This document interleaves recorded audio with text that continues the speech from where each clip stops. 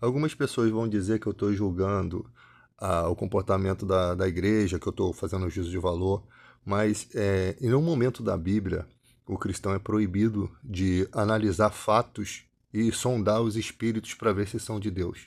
Pelo contrário, isso é uma recomendação. Vocês precisam entender quando uma obra é de Deus e quando ela não é. E eu vejo que a igreja do século XXI, a igreja contemporânea, né, dos dias atuais, ela não tem entendido isso, né? Eu não sei por que tanta infantilidade, porque a pessoa que carrega uma Bíblia debaixo do braço, que conhece o caráter expresso da Bíblia, o caráter que a Bíblia requer de nós e principalmente com maior expectativa, né? Se espera muito mais dos líderes, né? Dos pastores. Esses deveriam ser os maiores exemplos, como o apóstolo Paulo fala, não são os filhos que entesouram para os pais, mas os pais que entesouram para os filhos. Ele quis dizer que são os pais que têm que deixar uma herança para a igreja, uma herança de fé, uma herança de não só de sabedoria, não só de palavra, mas de comprometimento com o reino de Deus e com a verdade. Né? Porque você está num mundo e que se você for acusado de algo, que se você for tiver que passar por alguma situação de mentira, assim como Jesus passou, né? Mulheres justas foram convencidas de falar mal de Jesus. Que você passe por isso estando correto, que você passe por isso. A Bíblia não diz que você não pode passar por isso, que Deus vai te proteger disso. Não, a Bíblia não fala isso. A Bíblia fala que se você tiver que passar por acusações levianas, falsas, você passe, mas passe como homem de Deus. Passe sabendo que essas acusações, elas, por mais que muita gente creia nessas acusações, elas são falsas. O problema é que tem muitas acusações verdadeiras e as pessoas têm até comprovações, né, com vídeos, com coisas, embora hoje temos que tomar cuidado com as manipulações de vídeo de inteligência artificial, mas que nós temos, às vezes, comprovação de pessoas, de testemunhas, de um monte de coisa, e as pessoas continuam seguindo esse tipo de gente. Eu não entendo como a igreja se politizou tão... Eu até entendo, né? Como a igreja se politizou. Como se politizou? Vulnerabilidade. A única palavra que vocês podem entender é a ingenuidade do cristão. Ele se torna vulnerável para cabide eleitoral, para processos de demandas políticas. E vocês acabam, pela ingenuidade, vocês acabam sendo responsáveis por um país pior, porque essas pessoas vêm, descumprem regulamentos bíblicos, entram com a política dentro da igreja, fazem coisa errada na política, são pegos em sujeira e vocês continuam votando nessa gente. Não vou dizer que é a direita, que é a esquerda, não importa. Eu sou de esquerda, não tenho vergonha de dizer isso, mas tem gente que vai falar, não, você não pode ser cristão. Gente, que absurdo. Eu tenho que dar satisfação agora da minha fé para você, meu filho. A minha fé é só minha. Quem tem que me negar no reino dos céus é Deus, não você, que é um simples mortal, comedor de feijão com farinha, que um dia vai virar pó, como eu. Então você não tem direito de falar se eu sou de esquerda ou de direita, você o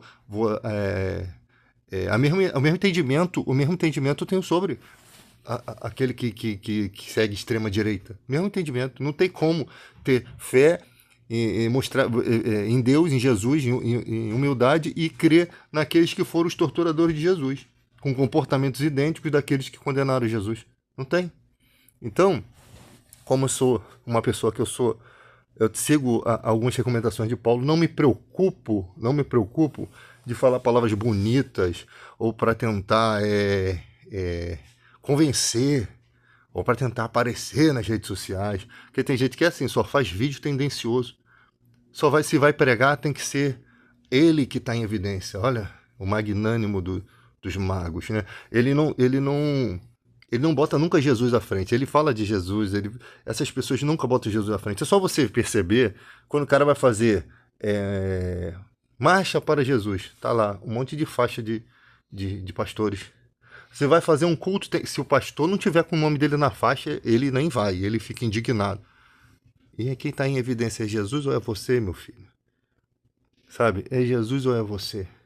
Tem gente em certas igrejas que adultera adultera, confessa o adultério, e as pessoas continuam seguindo. Meu irmão, você não teve respeito a Deus, você não teve respeito à sua esposa, você não pode ter o respeito da igreja.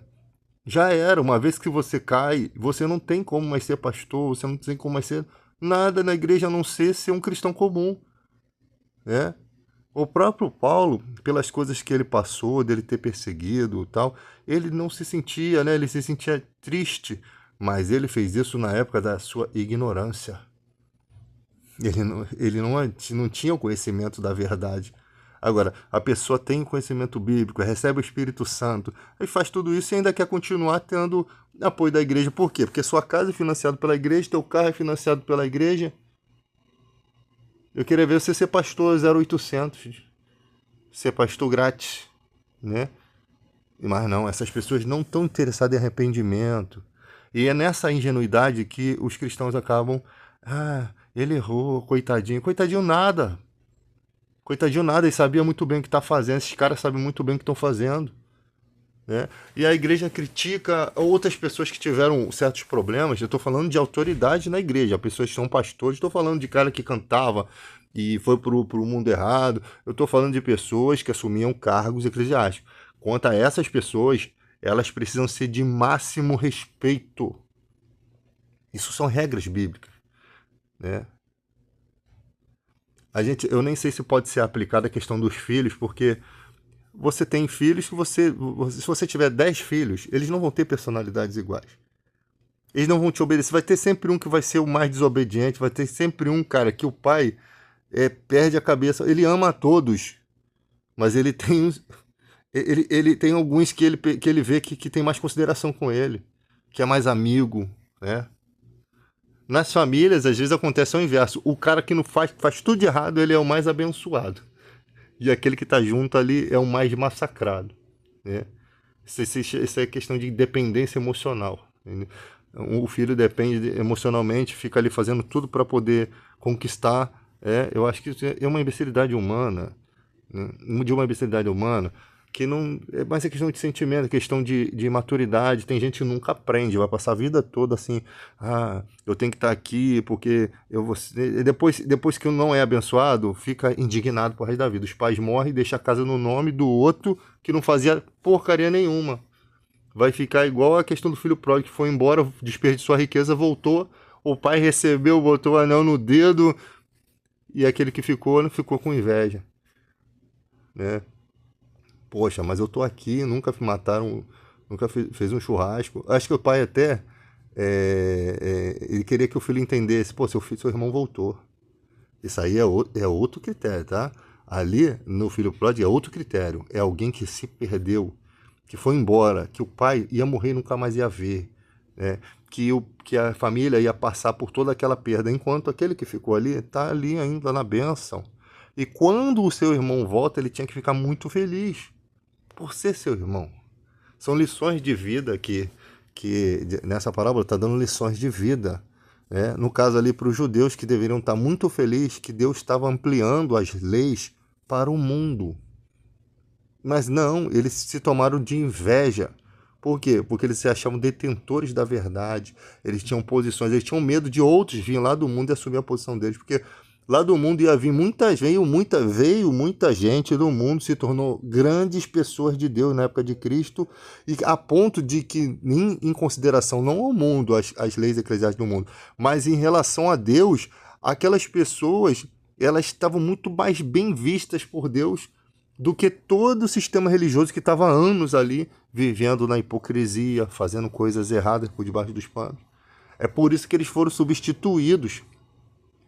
Jesus fala, as prostitutas, os ladrões vos precedem no reino de Deus e vocês vão ser lançados nas trevas, porque vocês tiveram a chance, porque o intuito de Deus não era jogar eles nas trevas, era que aqueles irmãos que estavam no mundo viessem, se unissem e recebessem deles, né, que eram os mais, que foram iluminados antes, que receberem deles o nutriente. O intuito era que esses mais antigos viessem a ser nomes de respeito entre esses irmãos que estivessem chegando. Só que imagina, é como se você chegasse na escola e o seu professor não te ensinasse nada. ele tendo todo o conhecimento, ele não te ensinasse nada. Só que o ensino cristão, ele não é só palavras, ele é com a vida, né? Como se trata de fé, não adianta você falar uma coisa e fazer outra. E aí quando essas pessoas viam a hipocrisia desses caras, porque eles se aproveitavam dessa vinda de pessoas que se tornavam prosélitos para absorver o máximo de riquezas. Eles gostavam de ter o título de doutores, não gostavam de ser confrontados, tinham que ser respeitados como doutores, e queriam se beneficiar. E nesses benefícios, o que acontece com eles? Aí eles decaem da fé. E eles começam a perder a proteção de Deus, que mantém a santidade, que mantém o compromisso, né? E eles passam a caminhar o caminho da hipocrisia. E nesse caminho da hipocrisia, sabe o que acontece? O cara não tem santidade. E sem santidade, ele não vê a Deus. Sem santidade, ele vai começar a se encher de adultério, os olhos cheios de adultério, ele começa a fazer coisas por debaixo dos panos. Aí, como ele tem amigos da mesma situação eclesiástica, que já estão com diálogos ali, porque na frente do povo eles têm um diálogo santo. Nos bastidores, os diálogos deles são de morte. Eles vão sendo castigados pela hipocrisia, a ponto de, quando veio o Filho de Deus, eles mataram o Filho de Deus. A maior promessa, Jesus chegou a dizer para eles: vocês são sacerdotes aí, vocês sabem que eu sou o Messias, mas vocês não me confessam por medo de perder o lugar de vocês na sinagoga. Vocês sabem que eu sou o Filho de Deus, ou seja, a maior promessa de Deus estava na frente deles. Toda a religiosidade deles, todos os costumes estavam baseados na história desse carinha que estava ali, né? Mas Jesus falou na cara deles: vocês sabem que eu sou o Messias. É impossível que vocês não saibam que eu sou o Messias. É impossível que vocês não tenham entendimento das profecias que vocês leem todo dia. É impossível que vocês não entendam que eu sou o Messias.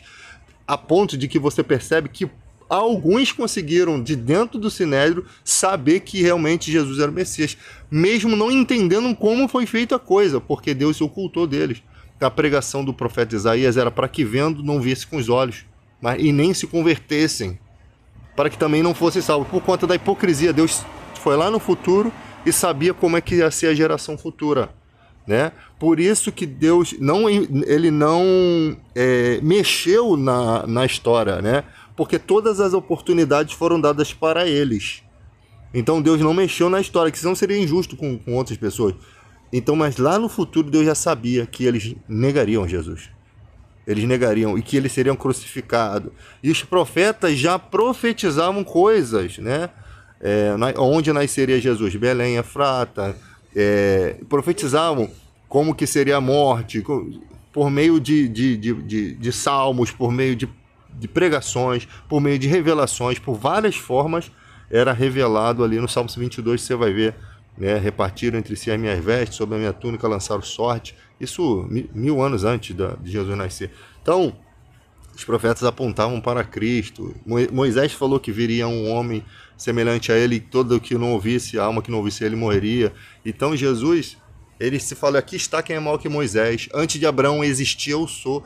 Você não tem nem 40 anos, como é que viu Abraão? Antes de Abraão existir, eu sou. Ele já existia antes de Abraão. Então, essas narrativas de Jesus que eram verdadeiras, na mentalidade dos dois, era coisa absurda. Era coisa surreal, era abominação. O cara se colocando como Deus, como um filho de Deus. Como assim? Sabe?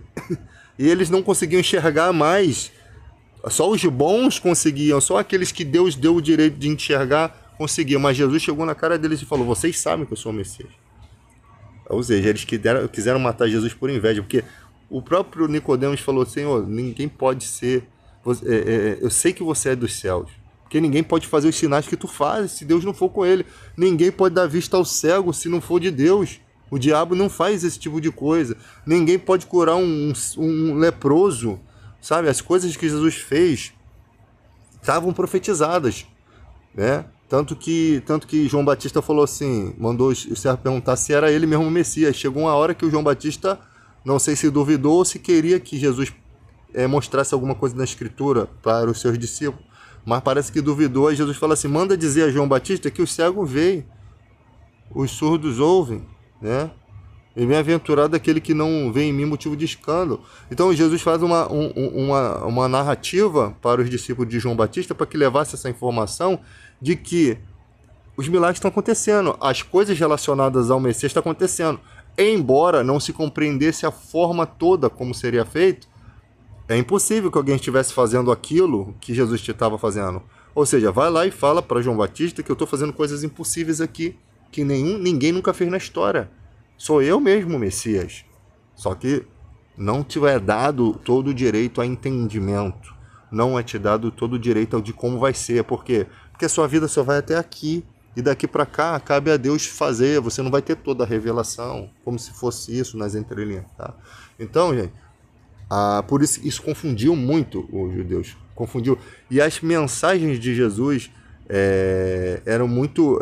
quando a Bíblia fala assim... que pela fé, quando Abraão creu e isso foi imputado como justiça. A Bíblia falava que vinha, Paulo fala que vinha um descendente, ao descendente. A Bíblia fala que a promessa não era aos descendentes, como se falasse de muito. Fala a um descendente, como se fosse tá no singular. Só que os judeus não entendiam isso.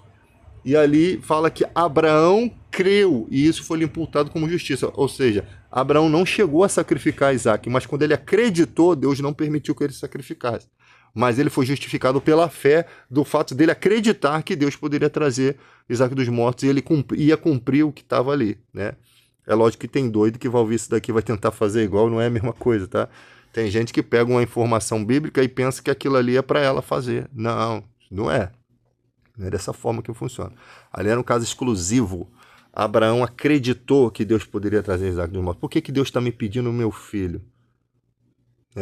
Mas ele acreditou que se ele fizesse aquilo, Deus poderia ou cuidar dele da eternidade ou trazer ele dos mortos. E Deus não permitiu. O anjo segura a mão dele ali e não permite, porque o objetivo era que ele se tornasse o pai da fé.